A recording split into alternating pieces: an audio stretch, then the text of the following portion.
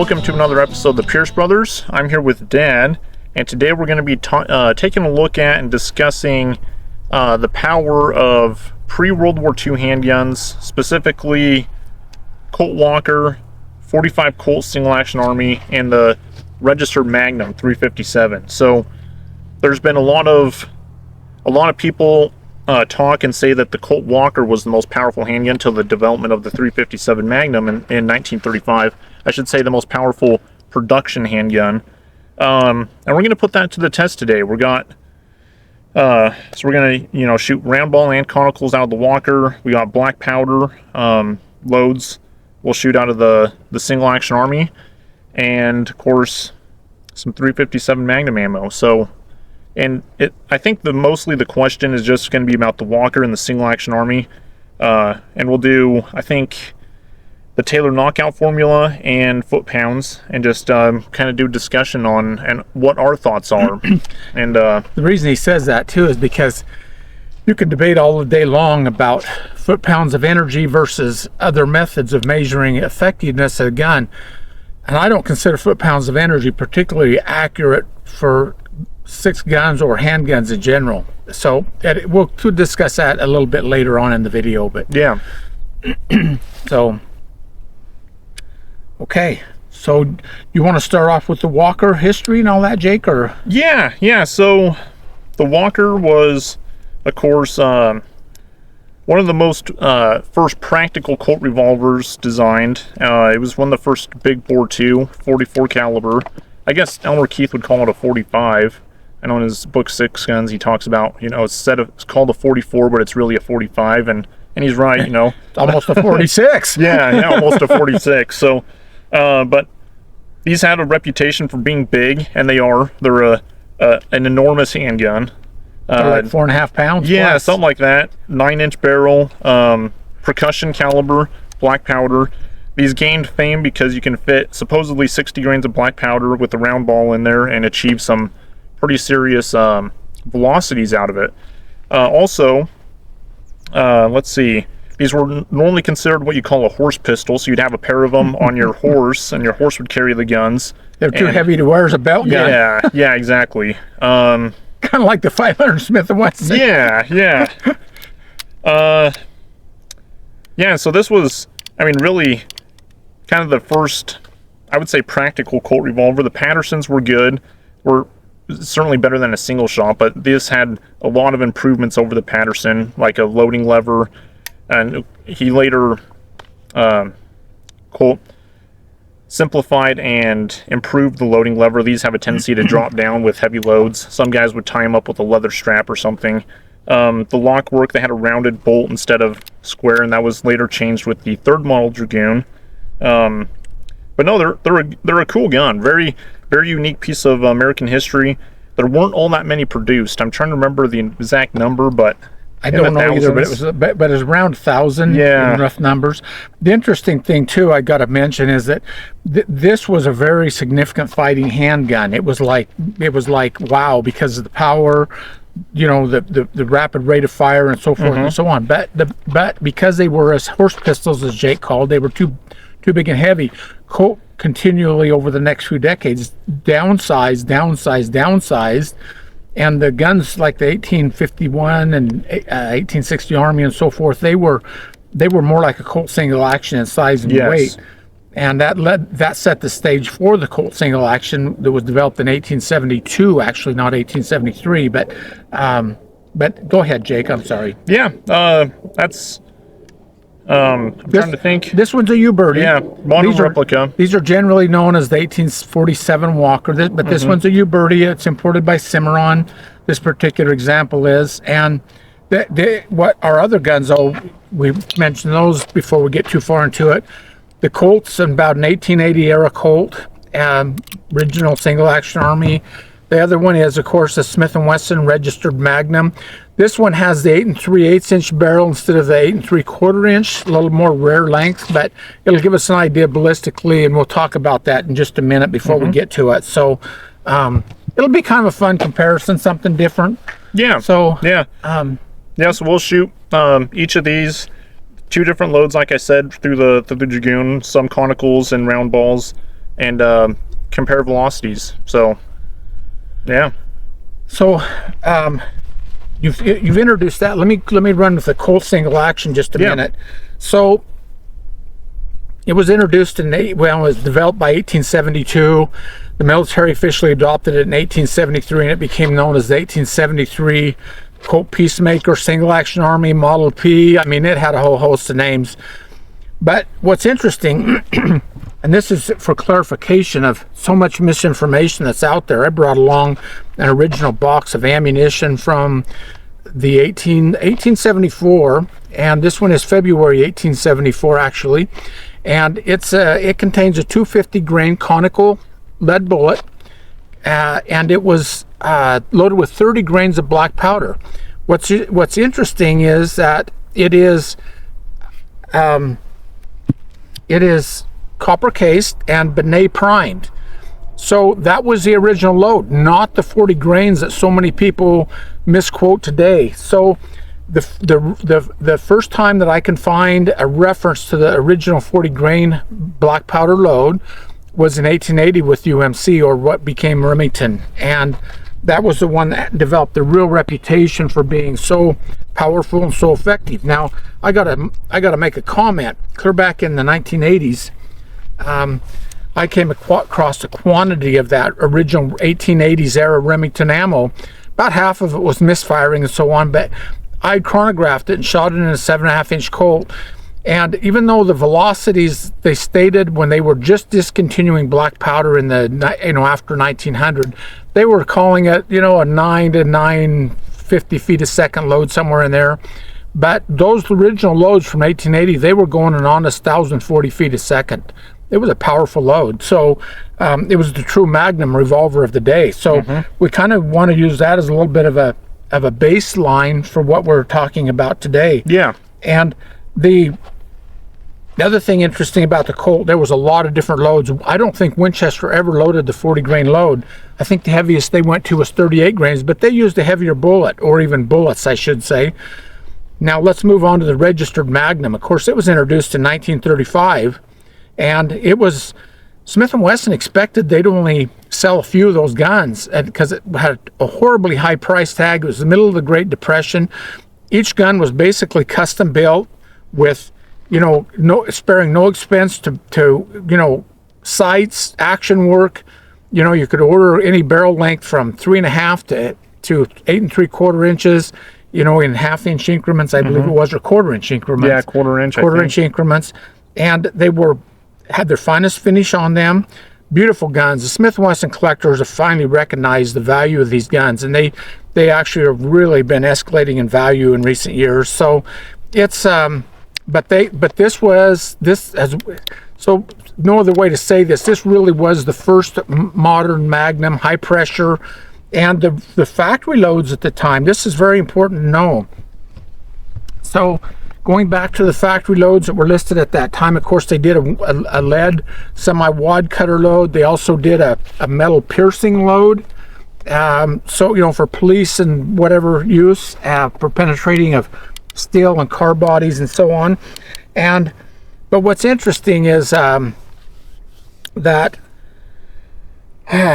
the factory loads at that time, you probably don't know many people that can do this.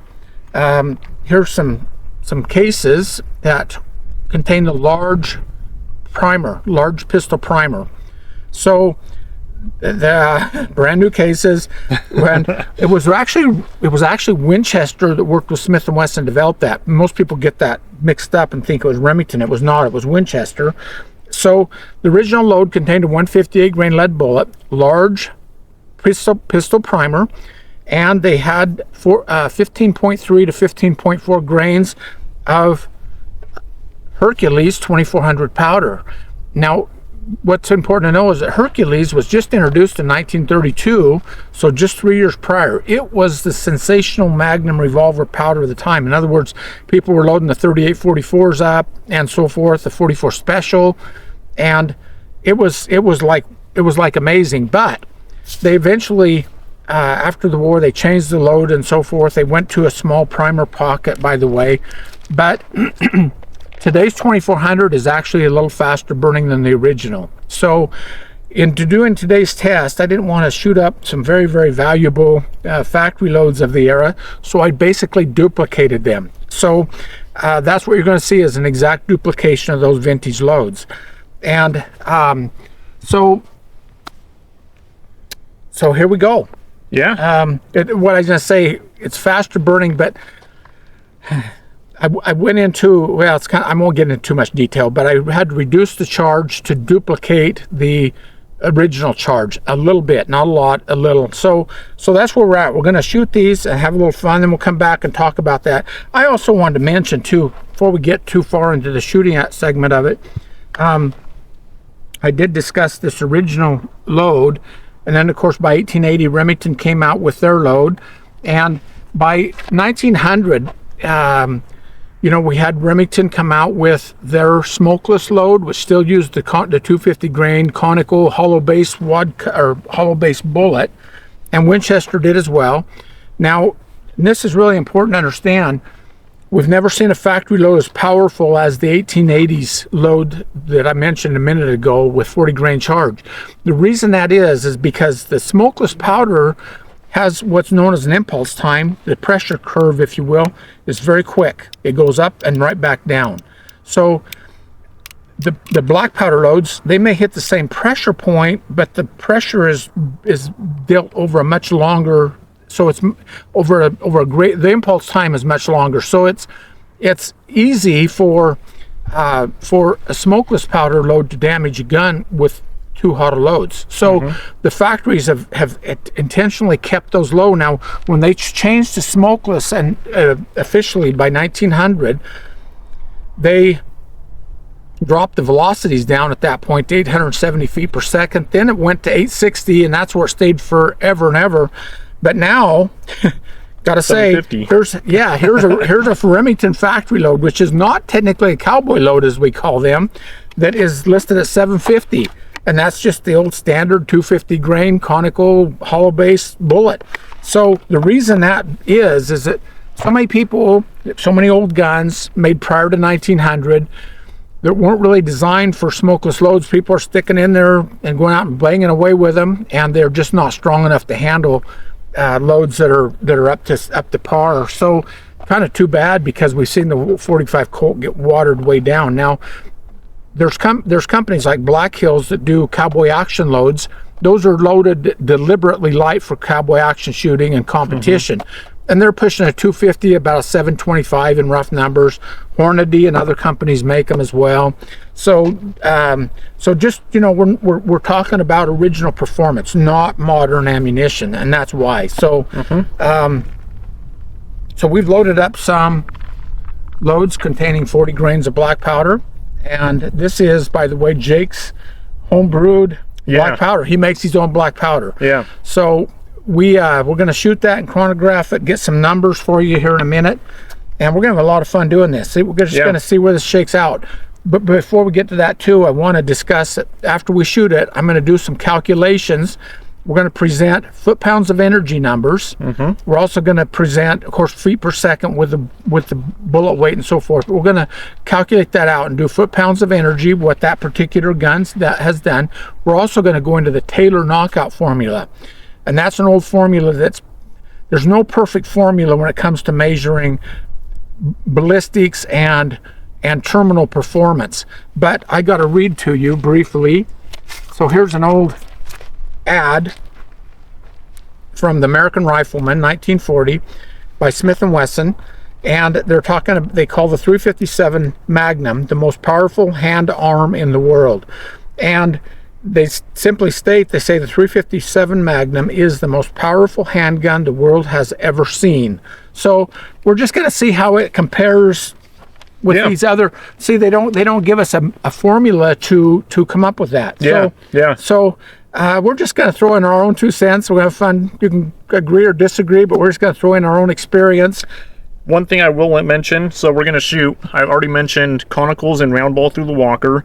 We're going to be shooting 250 grain bullets and round ball loads out of the 140 grain round ball. What's interesting in the Colt single action, or the 45 Colt rather, I did find references to the factories at least one factory loading them with round balls. Oh, okay. So it's actually it's actually historic load. It is. It's actually something of a historical load. And in developing this stuff, I came up in my stash of goodies and this and that with balloon head cases, which, if you're not familiar, some people call them folded cases, but they're instead of the head being solid in here, they're actually hollowed out around the primer flash hole, and that way they could get more black powder in them. In the post-war era, when the companies retooled after World War II, they did away with all that for a couple of reasons, but basically it reduced the case capacity. So these are loaded in UMC, Remington UMC, original balloon head cases. So there you go. So yeah. we're going to have fun. Yeah, sounds good. We'll shoot this and we'll talk about the velocities and the figures in a minute. So take a break with us. We'll set up and we'll see you in just a second. Okay, you ready, Dan? Yep. 1326. 1326? Yep. Okay.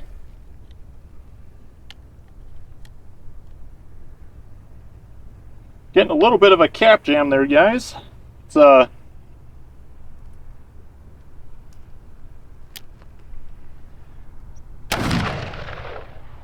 1289. 1289. 1275.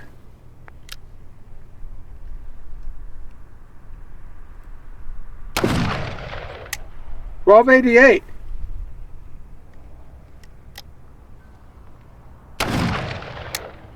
1276. Those are actually really consistent. Yeah. 1252. 1252. Okay. Wasn't that last one the lighter charge? That first one was Really? actually. Yeah. Okay. Well, interesting. So that was the round ball? Yeah. Okay. So I'll load it back up and we'll try Conicals, huh? Yeah. Okay, you ready, Dad? Yeah, and these are all 48? Yeah, 48 grains. Okay, guys, so I forgot to mention the first string of round balls was 60 grains of 3F powder with a 457 round ball weighing about 144 grains. These are 220 to 225 grain Care Conical bullet with 48 grains of the same powder. 1040. 1040.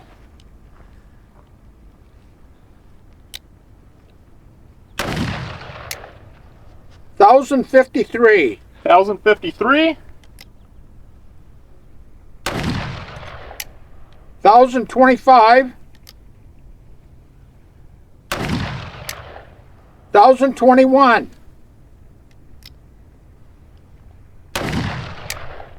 1053. Okay.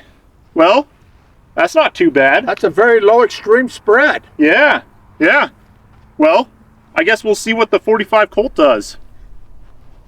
So I'm shooting a Colt single action made in 1880. This is 40 grains of black powder with the 250 Remington Conical hollow base bullet. So we're going to see what it does. 1046. 1031. 1014. Oh, misread. Misread again. Okay, guys, this is 42 grains.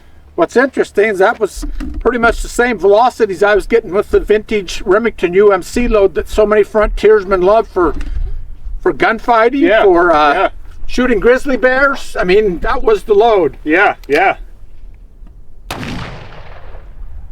1024. Didn't gain anything. 1014. 989. It's actually going down. Yeah. Misread. One more. 996. Yeah, the 40 grain load's a better load. Yeah. Those Interesting. Those are actually 40 and 42 grain loads by weight, not volume. Yeah. So now we're going to do something else different. Bear with me 1 minute. The light's really bad out here for chronographing. Yeah. And that's why we're getting some misreads. But I was able to find in reference where there was factories that actually, at least one factory loaded a round ball load. They didn't specify the powder charge weight. So here we go. 1204.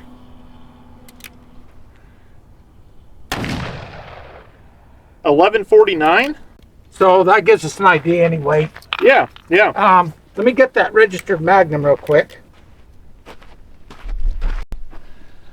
So here we're shooting the Smith & Wesson registered Magnum 158 grain cast bullet with a basically this is a duplication of period 357 loads, factory loads, that had a 158 grain lead bullet with 15.3 grains of old Hercules 2400 powder with a large primer. So here we go.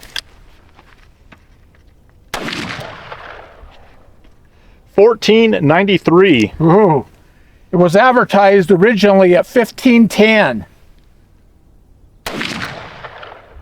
1530. 1508. 1486. 1444. Well, they weren't too far off with their velocities. We'll get an average number on these. Give us a minute. We're going to crunch some numbers. All right. Okay, guys. I think the results might surprise you. Dad crunched the numbers, doing both the Taylor knockout and foot-pounds of energy, and so we'll go over those numbers real quick. Yeah, and I got to explain a little more clearly about my disbelief in foot-pounds of energy, because especially in straight wall handgun cartridges, that's based on a number of things. This is going to be a little bit of an off-the-wall example. So years ago, a friend of mine insisted his 300 Win Mag would blow an elk off its feet and this and that other thing. So I just had to show him something. I took the tractor and a 600-pound, actually I use them for corn sacks, but put in 600 pounds of sand in that. So the bullet energy was fully impacting that. And I hoisted it up with a tractor and let him shoot it. Boom. Didn't even move. So here we're dealing with much more foot-pounds of energy than you do in these handguns. So that's like, say, a little bit of an off-the-wall example. But also, I've taken more than 200 head of big game with a handgun. So my experience is being thrown into this. There's no substitute for caliber when it comes to big bore 6 guns. The bigger the caliber, the harder things hit. It's just a law of physics. And so that's kind of what I'm throwing in here. So when Smith & Wesson made that comment, I'll read it again, in their old 1940 advertisement out of the American Rifleman I clipped, it says, 357, the most powerful hand arm in the world. And it's like, well, what method of measurement did they use to determine or make that statement? So I crunched the numbers, and here's just, I'll run over the velocities real quick. The 1847 Walker with the 144 grain round ball load did 1,284 feet per second. With a 225 grain conical bullet, it did 1,038 feet per second. Now these are averages. The single action Army with 40 grains of black powder and a 250 grain conical bullet did 1,030 feet per second. Now what's interesting, I mentioned earlier in the video about chronographing some 1880 era UMC factory loads with 40 grains, and they were 1,040. There you just saw it at 1,030, so we were right on the money there. So then going on to the registered Magnum, the 357 registered Magnum, again, the advertised ballistics at that time were 158 grain at 1,510 feet per second. We did 1,492 by duplicating those old loads. So now to crunch those numbers a little better, going back to the Walker with the round ball, the Taylor knockout had a figure of 12.07 with the round ball, and with the Conical, it had a Taylor knockout of 15.24. So it definitely more knockout with a heavier bullet, deeper penetrating, which if you go to the Civil War, the old soldiers would always say that the Conical was better on big, stopping a horse or whatever because of the deep penetration. It goes back to my experience with big game hunting and so on. That penetration and large caliber, there's no substitute. Now going to the Colt Single Action Army, here we had a Taylor knockout of 16.62. That's with the 250 grain bullet. With the 250 grain bullet, 40 grains of black. That's the highest here. Going to the registered Magnum, that Taylor knockout was 12.02. Now, what's interesting is we got to switch gears a minute. Those old pre-war loads were definitely warmer than modern ammo. Modern ammo using a jacketed bullet. A jacketed bullet does not go as fast as the same pressure with a cast bullet. So modern 357s with a 158 grain jacketed hollow point or jacketed soft point are listed by most companies, Remington, Winchester, and so forth, at doing about 1,235 feet per second, which gives it a foot-pounds of energy of 531. In today's test, with the cast bullet duplicating the original load, that foot-pounds of energy number jumps to 779. So now let's go back to the Walker a minute. And again, we're going to do foot-pounds of energy. And that came in at 523 with the round ball. With the Conical, the 225 Conical, that foot-pounds of energy figure was 540. So going to the Single Action Army with 40 grains, the 45 Colt rather, the foot-pounds of energy was 588. So it beats the Walker by 48 feet per second. Yeah. So the Colt with the original civilian load, 40 grain charge. Some sources actually list the military as using a 40 grain charge. I don't think it actually ever did. Again, the vintage factory loads that we displayed here were 30 grain loads. They eventually went to a shorter case with the Schofield and that's all whole mix of information. Yeah. But another video for another time. It is. But going to the legendary 40 grain UMC load, Remington load of 1880s, we got 1,030 feet a second today. Now I will stop 1 second here and talk about. We went to we did shoot 42 grains in the Single Action Army. We were able to fit that with the 250 grain bullet, and the velocity is actually lowered. Yeah. So it went down to 1,006 feet per second. Now that's not an anomaly. I've seen that many times, even with smokeless powder loads, where increased charges above a certain point, actually the velocities drop off. And so it's that's not normally the case, but that's where I dial in a load to maximize it. So in this case, the 40 grain charge was the most powerful load there. Now, another thing that I was going to mention, so we Dad measured those by weight, the powder charge with black powder for the Single Action Army. For the Walker, I was just doing it by volume. So again, 60 grains by volume. It could be, if you're actually weighing it, it could be off by a couple of grains, one way or the other. And another thing I was going to mention, not all black powder is created equal. If you're trying to duplicate these numbers using like off-the-shelf GoX or shoots and powder, you're not going to get these velocities, guys. There's a channel called Everything Black Powder. A guy named by the name of Jake runs that channel. He does lots of experimenting with homemade propellants, black powder propellants, and go watch his videos, because I've watched his channel extensively, and that's how I've been able to achieve this type of velocity and this type of performance out of my stuff. So yeah, and I gotta throw this in just because it's interesting information. These were production guns with factory loads of the time. So it's just it was an interesting era prior to the war with power and where all that landed. But where I'm leading to is that, of course, in about 1930, there was a gentleman that actually took a Colt Single Action and made a 5-shot cylinder, and his load was reputed to push a 300 grain bullet at 1,200 feet per second. That was, of course, a custom gun, a wildcat almost, if you will. Obviously a precursor to what Dick Cassul did in the 50s with the development of the 454. That's where they mentioned. Another couple of worthy mentions had to do with Gordon Bozer, the 401s that he developed, the Wildcat. Pop Eimer, some of his experiments that were similar. They were using Colt single actions with a 40 caliber and getting some pretty impressive velocities. And of course, there's Elmer Keith. You can't skip that one, where he was able to push a 250 grain bullet at 1,200 feet per second in Colt and Smith & Wesson revolvers. And that, of course, led to the development of the 44 Magnum. And it would have been more powerful than anything we've done here today. But there's one other that we'll mention. I'll bet you most readers didn't know this. During the late 1930s, Colt actually was experimenting with a specially modified single action army with a very hot 44 load. And it of course, World War II came along, and they knew they had to switch their tooling over for wartime production, and that project got scrapped.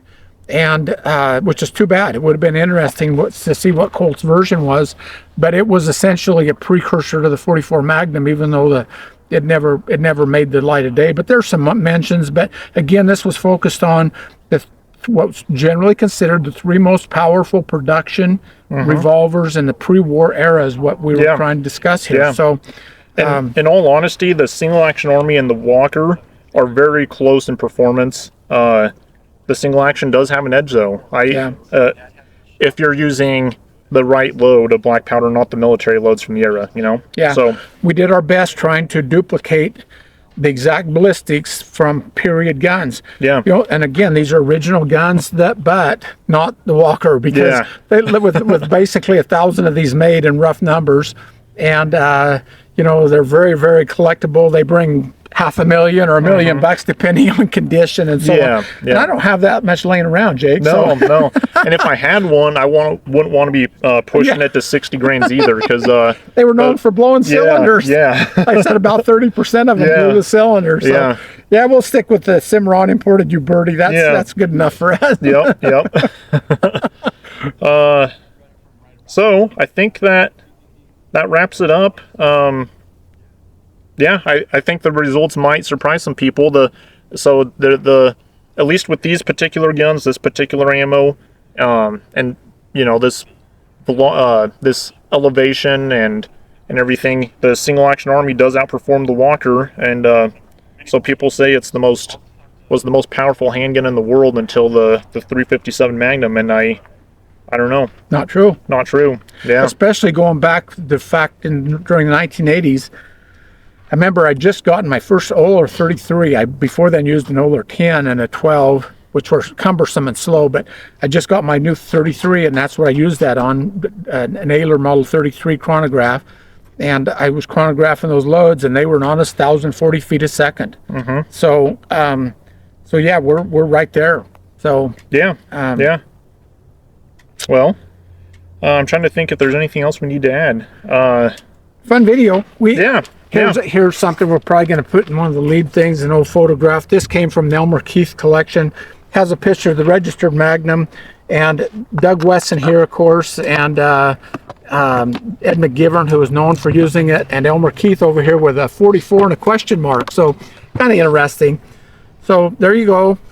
We've gone to pretty good length to duplicate original ballistics using period components, including large pistol primer cases. You don't see those every day in the 357. So, and balloon head cases in the 45. So there you have it. Yeah. So.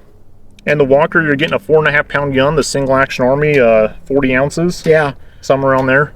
Yeah. So. Yeah. No kidding. Yeah. Big difference. Yeah. They changed it to something you could actually carry. It's almost the comparison between an N frame and a J frame. You know, I mean. So. Good point. Well, hope you guys enjoyed this video, and be sure to like, comment, share, subscribe, and see you guys next time.